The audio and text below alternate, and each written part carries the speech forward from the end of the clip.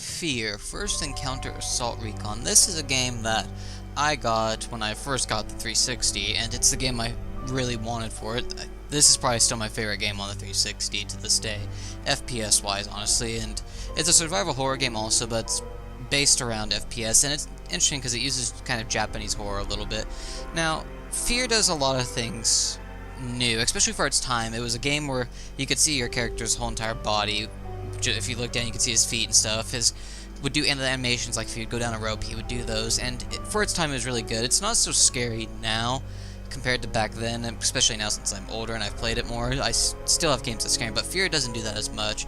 But F.E.A.R. would always use this girl named Alma, and she's kind of the basis behind a lot of the story. F.E.A.R. starts off with the Fettle getting out of his little containment and using telepathic abilities to control the clones, and he ended up killing everyone in the complex he's at. Now, F.E.A.R. uses like supernatural elements, cloning and telepathy and all that, and what had happened is prior to the game of 2002, they had created a little group called F.E.A.R., which was kind of their super soldiers of this game, kind of like their Spartans of the series. And they're not as strong as Spartans, but they're more advanced, they're able to do more. And throughout the whole entire story, through all the games, there's more that's opened up about it. But specifically the first F.E.A.R., there would be scenes with Alma, and she has these abilities, and her father ended up putting her in this tube and stuff.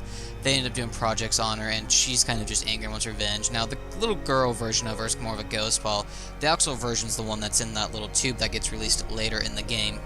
And she's a little weird. She does these little illusions to the main character. Point Man's what he called him, kind of their version of Doom Guy.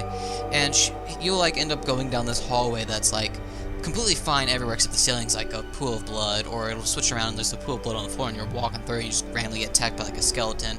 And for its time, as I said, it was good, but the jump scares just don't really get me anymore. It's still a great FPS, and it's a solid one too at that, even on computer, and the controls are just great. But the few times that it does scare you, it's not so much. There's a scene with Alma where you're going in these cubicles and just out of nowhere you see this little girl in a red dress do a spider walk towards you and just vanish. And there'll be times when you'll be what happened here, because there's a trail of blood that leads into the next room and there's just skeletons on the ground that are burning because Alma burned their skin off with fire.